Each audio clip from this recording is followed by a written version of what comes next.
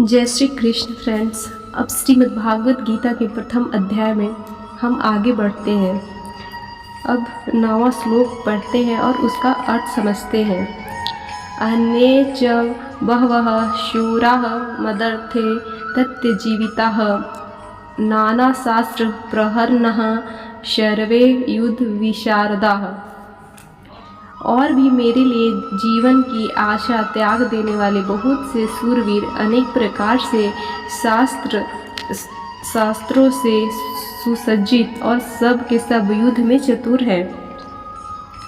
प्रश्न, इस श्लोक का क्या भाव है? उत्तर, इससे पूर्व शैल ब्रह्मकी, भगदत्त, कृतिवर्मा और जयद्रथ आदि महारथियों के नाम नहीं लिए गए हैं।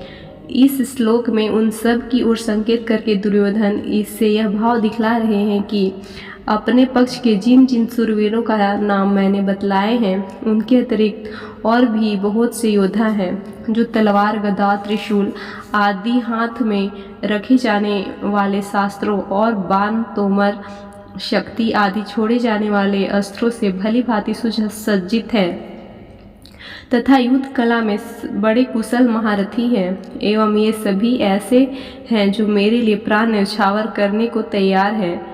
इससे आप यह निश्चय समझिए कि ये मरते दम तक मेरी विजय के लिए डटकर युद्ध में खड़े रहेंगे।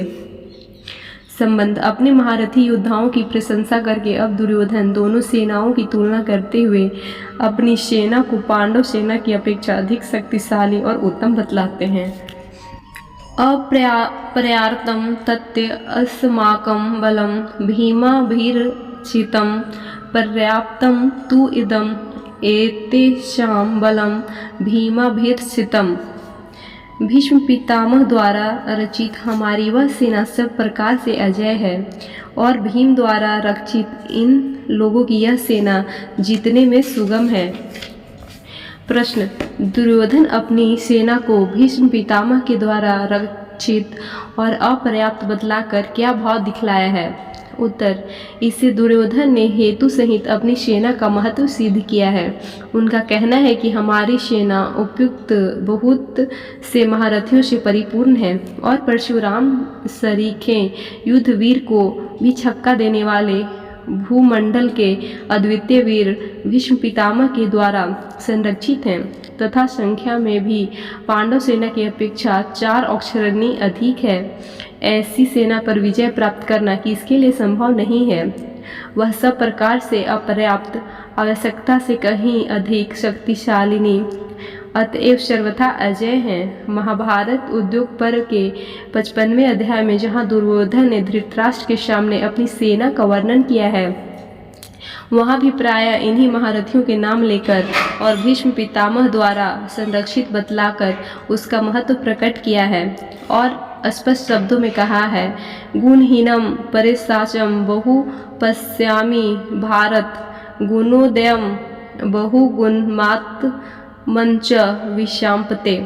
हे भारतवंशी राजन, मैं विपक्षियों की सेनाओं को अधिकांश में गुणहीन देखता हूँ और अपनी सेना को बहुत गुणों से युक्त और परिणाम में गुणों का उदय करने वाली मानता हूँ, इसलिए मेरी हार का कोई कारण नहीं है।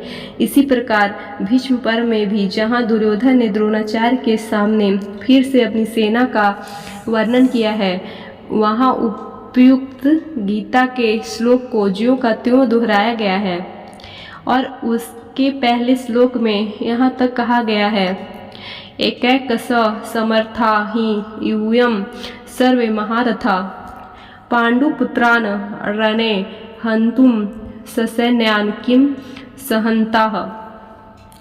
आप सब महारथी ऐसे हैं जो रण में अकेले ही पांडवों को सेना समेत मार डालने में समर्थ है, फिर सब मिलकर उनका संहार कर दें।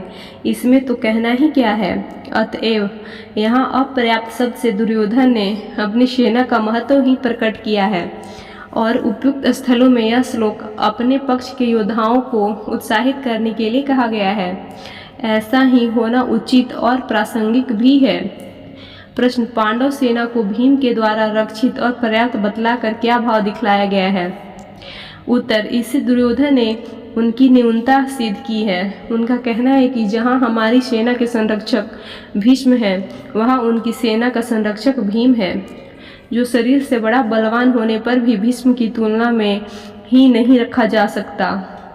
कहाँ रण कला कुशल, शस्त्र शास्त्र निपुण, परम बुद्धिमान भीष्म पितामह, और कहाँ धनुर्विद्या में अकुशल मोटी बुद्धि का भीम। इसलिए उसकी सेना पर्याप्त सीमित शक्तिशाली है, उस पर हम लोग सहज ही विजय प्राप्त कर सकते हैं। संबंध इस प्रकार भीष्म द्वारा संरक्षित अपनी सेना को अजय बताकर अब दुर्योधन सब ओर से भीष्म की रक्षा करने के लिए द्रोणाचार्य आदि समस्त महारथियों से अनुरोध करते हैं। अश्नेषु च सर्वेषु यथाभागम अवस्थिता भीष्मम् एव अभिर्छन्तु भवन्तः सर्वे एव हि। इसलिए सब मोर्चों पर अपनी अपनी जगह स्थित रहते हुए आप लोग सभी निसंदेह भीष्म पितामह की सब ओर से रक्षा करें। प्रश्न, इस श्लोक का क्या तात्पर्य है? उत्तर, भीष्म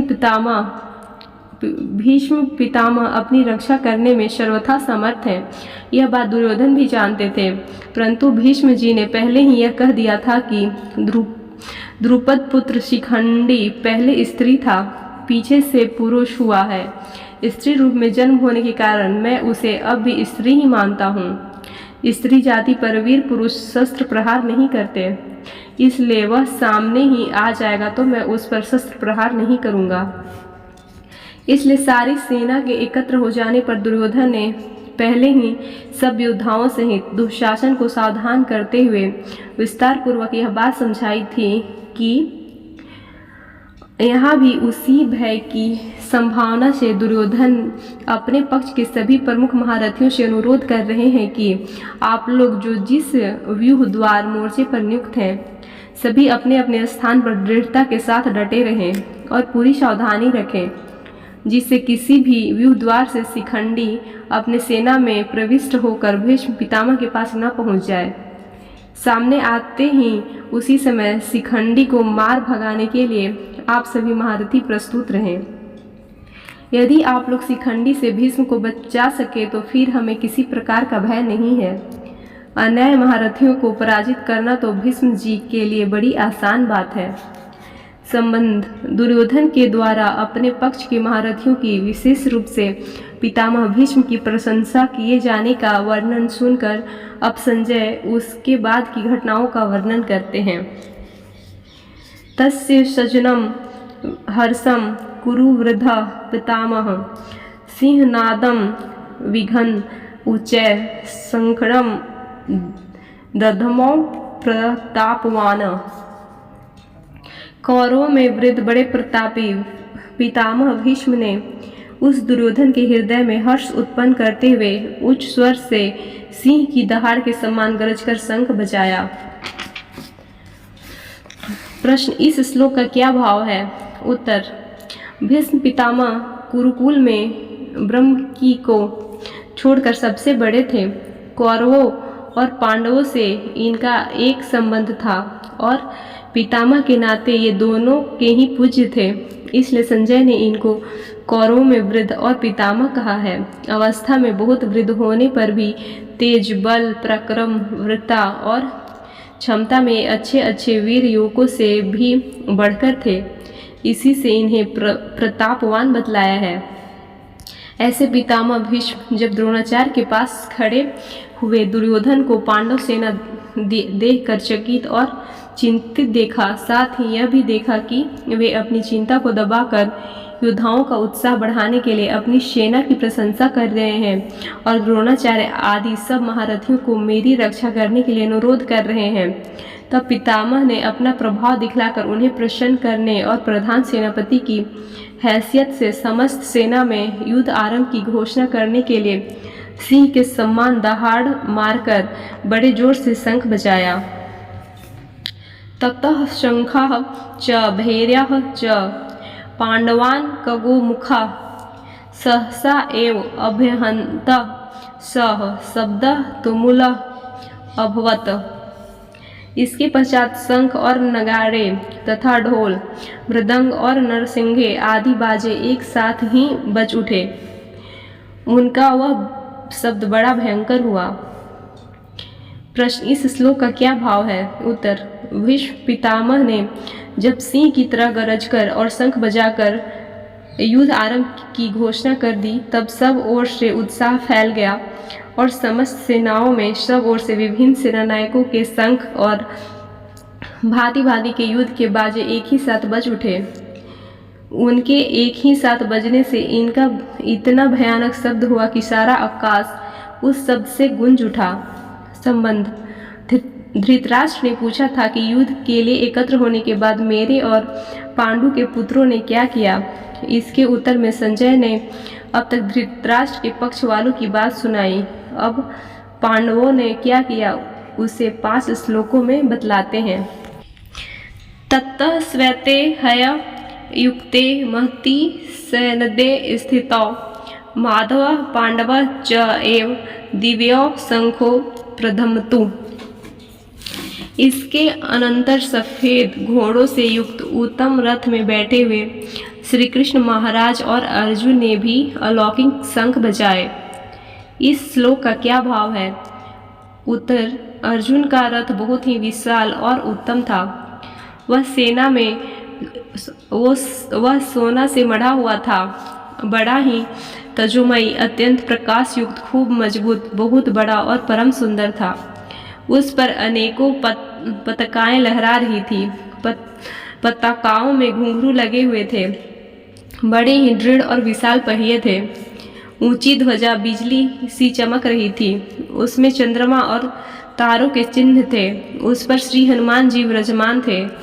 ध्वजा के संबंध में संजय ने दुर्योधन को बतलाया था कि वह तिरछे और ऊपर सब और 1 योजन तक फहराया करती है। जैसे आकाश में इंद्रधनुष को अनेकों प्रकाश युक्त विचित्र रंगों का दिखता है, वैसे ही उस ध्वजा में रंग दिख पड़ते हैं। इतनी विशाल और फैली हुई होने पर भी न तो उसमें बोझ है और न वह कहीं रुकती या अटकती ही है। वृक्षों के झुंड में वह निर्बाध चली जाती है, वृक्ष से छू नहीं पाते। 4 बड़े सुंदर, सुसज्जित, सुशिक्षित, बलवान और तेजी से चलने वाले सफेद दिव्य घोड़े उस रथ में जुटे हुए थे। ये चित्र रथ गंधर्व के दिए हुए 100 दिव्य घोड़ों में से थे। इनमें से कितने भी क्यों न मारे जाएं, ये संख्या में 100 के 100 बने रहते थे, कम न होते थे, और ये पृथ्वी, स्वर्ग आदि सब स्थानों में जा सकते थे। यही बात रथ के लिए भी थी। खांडवदाह के समय अग्निदेव ने प्रसन्न होकर यह रथ अर्जुन को दिया था। ऐसे महान रथ पर विराजित भगवान श्री कृष्ण और वीरवर अर्जुन ने जब भीष्म पितामह सहित कौरव सेना के द्वारा बजाए हुए शंखों और अन्य रणवाघों की ध्वनि सुनी, तब इन्होंने भी युद्ध आरंभ की घोषणा करने के लिए अपने अपने शंख बजाए। भगवान श्री कृष्ण और अर्जुन के ये शंख साधारण नहीं, अत्यंत विलक्षण, तेजोमय और अलौकिक थे। इसी से इनको दिव्य बतलाया गया है।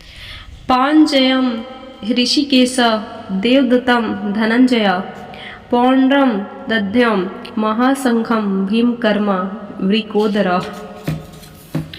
श्री कृष्ण महाराज ने पांचजन नामक अर्जुन ने देवदत्त नामक और भयानक कर्म वाले भीमसेन पौंड्र नामक महाशंख बजाया।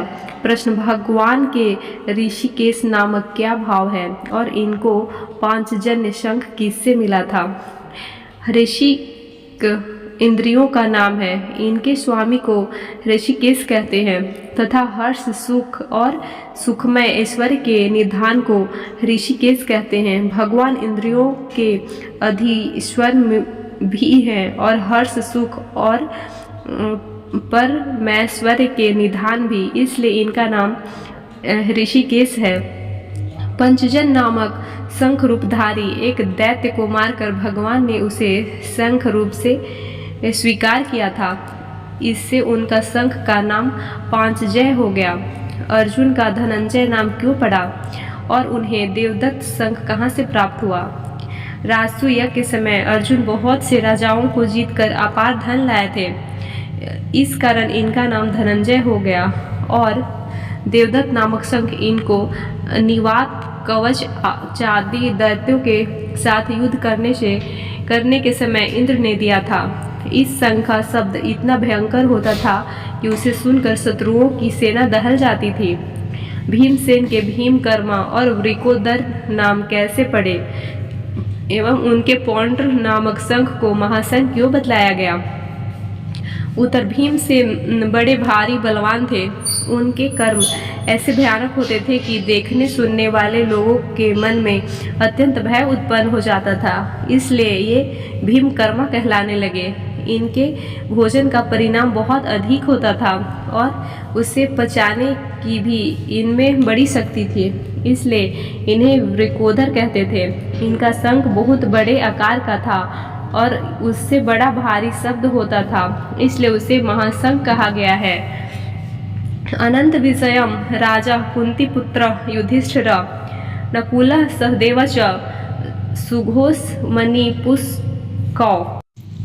कुंती पुत्र राजा युधिष्ठिर ने अनंत विजय नामक और नकुल तथा सहदेव सुघोष और मणि पुष्पक नामक शंख बजाए। प्रश्न, युधिष्ठिर को कुंती पुत्र और राजा कहने का क्या अभिप्राय है? महाराज, पांडु के 5 पुत्रों में युधिष्ठिर, भीम और अर्जुन तो कुंती से उत्पन्न हुए थे। नकुल तथा सहदेव माद्री से।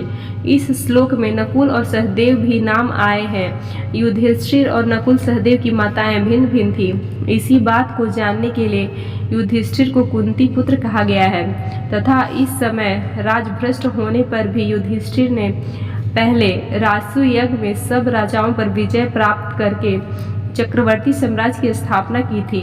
संजय को विश्वास है कि आगे चलकर वे ही राजा होंगे और इस समय भी उनके शरीर में समस्त राजा चिन्ह वर्तमान है, इसलिए उनको राजा कहा गया है। कास्य च परमेश्वसः शिखंडी च महारथ धृष्टद्युम्नः विराटः च सात्विकी च अपराजितः द्रौपद्या च सर्वशः पृथिवीपते सौभद्र च महाबाहु शंख्यान दग्धुम पृथक पृथक। श्रेष्ठ धनुष वाले काशीराज और महारथी शिखंडी एवं धृष्टद्युम्न तथा राजा विराट और अजय सात्विकी राजा द्रुपद और द्रौपदी के 5 पुत्र और बड़ी भुजा वाले सुभद्रा पुत्र अभिमन्यु, इन सभी ने हे राजन अब ओर से अलग अलग शंख बजाए। प्रश्न, काशी राज धृष्टद्युम्न, विराट, सात्विकी, द्रुपद तथा द्रौपदी के 5 पुत्र अभिमन्यु का तो परिचय पहले प्रासंगिक रूप में मिल चुका है। शिखंडी कौन थे और इनकी उत्पत्ति कैसे हुई थी? शिखंडी और धृष्टद्युम्न दोनों ही राजा द्रुपद के पुत्र थे। शिखंडी बड़े थे, धृष्टद्युम्न छोटे। पहले जब राजा द्रुपद की कोई संतान नहीं थी तब उन्होंने संतान के लिए आशुतोष भगवान शंकर की उपासना की। भगवान शिव जी के प्रसन्न होने पर राजा ने उनसे संतान की याचना की। तब शिव जी ने कहा, तुम्हें एक कन्या प्राप्त होगी। राजा द्रुपद बोले, भगवान मैं कन्या नहीं चाहता, मुझे तो पुत्र चाहिए। इस पर शिव जी ने कहा, वह कन्या ही आगे चलकर पुत्र रूप में परिणत हो जाएगी।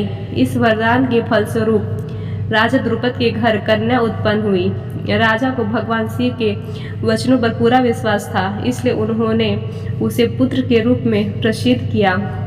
रानी ने भी कन्या को सबसे छिपाकर असली बात किसी पर प्रकट नहीं होने दी।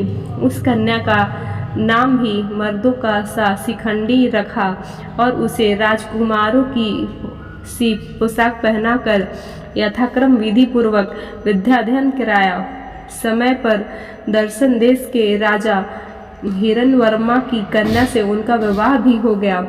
हिरण्यवर्मा की कन्या जब ससुराल में आई तब उसे पता चला कि शिखंडी पुरुष नहीं है, स्त्री है। तब वह बहुत दुखित हुई और उसने सारा हाल अपने दासियों द्वारा अपने पिता राजा हिरण्यवर्मा को कहला भेजा। राजा हिरण्यवर्मा को द्रुपद पर बड़ा ही क्रोध आया और उसने द्रुपद पर आक्रमण करके उन्हें मारने का निश्चय किया। इस संवाद को पाकर राजा द्रुपद युद्ध से बचने के लिए देवराधन करने लगे। उधर पुरुष वेशधारी उस कन्या को अपने कारण पिता पर इतनी भयानक विपत्ति आती देखकर बड़ा दुख हुआ और वह प्राण त्याग का निश्चय करने चुपचाप घर से निकल गई। वन में उसकी स्थूनाकर्म नामक एक ऐश्वर्यवान यक्ष से भेंट हुई। यक्ष ने दया करके कुछ दिनों के लिए उसे अपना पुरुषत्व देकर बदले में उसका स्त्रीत्व ले लिया। इस प्रकार शिखंडी स्त्री से पुरुष हो गया और अपने घर आकर अपने माता पिता को आश्वासन दिया और ससुर हिरण वर्मा को अपने पुरुषत्व की परीक्षा देकर उन्हें शांत कर दिया। पीछे से कुबेर के शाप से स्थूनाकर्म जीवन भर स्त्री रह गए। इससे शिखंडी को पुरुषत्व लौटाना नहीं पड़ा और वे पुरुष बने रहे। भीष्म पितामह को यह इतिहास मालूम था, इसी से वे उन पर शस्त्र प्रहार नहीं करते थे। वे शिखंडी भी बड़े शूरवीर महारथी योद्धा थे।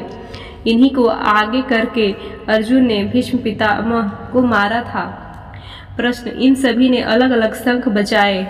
इस कथा में कोई भी खास बात है? सर्वस्व शब्द के द्वारा संजय यह दिखलाते हैं कि श्री कृष्ण पांचों पांडव और काशीराज आदि प्रधान योद्धा के जिनके नाम लिए गए हैं अतिरिक्त पांडव सेना में जितने भी रथी महारथी अतिरथी वीर थे सभी ने अपने अपने शंख बजाए। यही खास बात है। भगवान श्री कृष्ण और अर्जुन के पश्चात पांडव सेना के अन्याय शूरवीरों द्वारा सब ओर शंख बजाए जाने की बात कहकर अब उस शंख ध्वनि का क्या परिणाम हुआ उसे संजय बतलाते हैं। सह घोष धार्तराष्ट्र नाम हृदयानि वै दारयत नभ च पृथिवीं च एव तुमुलः वयुनादयन्। और उस भयानक शब्द ने आकाश और पृथ्वी को गुंजाते हुए धृतराष्ट्र के यानी आपके पक्ष वालों के हृदय विदीर्ण कर दिए। इस श्लोक का क्या भाव? प्रश्न, इस श्लोक का क्या भाव है? उत्तर, पांडव सेना में जब समस्त वीर के शंख एक ही साथ बजे तब उसकी ध्वनि इतनी विशाल गहरी ऊंची और भयानक हुई कि समस्त आकाश तथा पृथ्वी उससे व्याप्त हो गई। इस प्रकार सब ओर उस घोर ध्वनि के फैलने से सर्वत्र उसकी प्रतिध्वनि उत्पन्न हो गई जिससे पृथ्वी और आकाश गूंजने लगे। उस ध्वनि को सुनते ही दुर्योधन आदि धृतराष्ट्र पुत्रों के और उनके पक्ष वालों अन्य योद्धाओं के हृदय में महान भय उत्पन्न हो गया।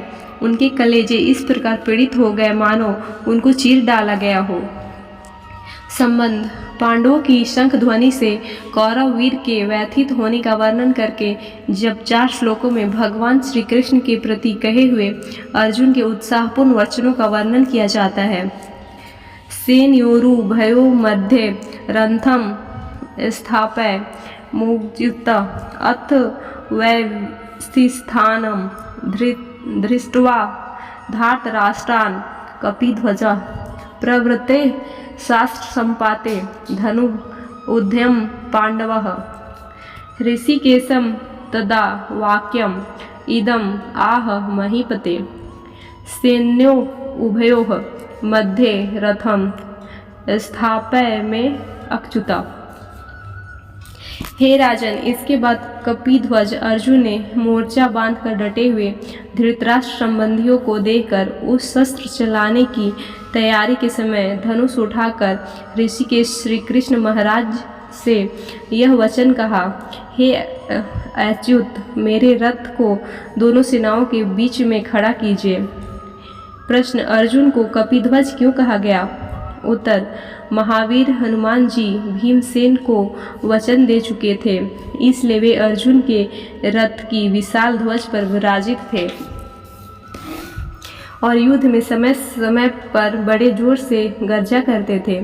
यही बात धृतराष्ट्र को याद दिलाने के लिए संजय ने अर्जुन के लिए कपिध्वज विशेषण का प्रयोग किया है। प्रश्न, अर्जुन ने मोर्चा बांधकर डटे हुए धृतराष्ट्र संबंधियों को देखकर शस्त्र चलाने की तैयारी के समय धनुष उठा लिया। इस कथन का स्पष्टीकरण कीजिए। उत्तर, अर्जुन ने जब यह देखा कि दुर्योधन आदि सब भाई कौरव पक्ष के समस्त योद्धाओं सहित युद्ध के लिए सज धज कर खड़े हैं और शस्त्र प्रहार के लिए बिल्कुल तैयार हैं, तब अर्जुन के मन में भी वीर रस जग उठा तथा इन्होंने भी तुरंत अपना गांडीव धनुष उठा लिया। प्रश्न, संजय ने भगवान को पुनः ऋषिकेश क्यों कहा? उत्तर, भगवान को ऋषिकेश कहकर संजय महाराज धृतराष्ट्र को यह सूचित कर रहे हैं कि इंद्रियों के स्वामी साक्षात परमेश्वर श्री कृष्ण जिन अर्जुन के रथ पर सारथी का काम कर रहे हैं, उनसे युद्ध करके आप लोग विजय की आशा करते हैं, यह कितना बड़ा अज्ञान है। प्रश्न, अपने रथ को दोनों सेनाओं के बीच में खड़ा करने के लिए अनुरोध करते समय अर्जुन ने भगवान श्री कृष्ण को अच्युत नाम से संबोधन किया, इसका क्या तात्पर्य है? उत्तर, जिसका किसी समय भी प्रभाव या पता न हो अथवा जो अपने स्वरूप शक्ति और महत्व से सर्वथा तथा सर्वदा अस्खलित हो, उसे अच्युत कहते हैं। अर्जुन इस नाम से संबोधित करके भगवान की महत्ता के उनके स्वरूप के संबंध में अपने ज्ञान को प्रकट करते हैं। वे कहते हैं कि आप रथ हाँक रहे हैं तो क्या हुआ, वस्तुतः आप सदा सर्वथा साक्षात परमेश्वर ही हैं। जय श्री कृष्ण, राधे राधे। अब मिलते हैं आगे की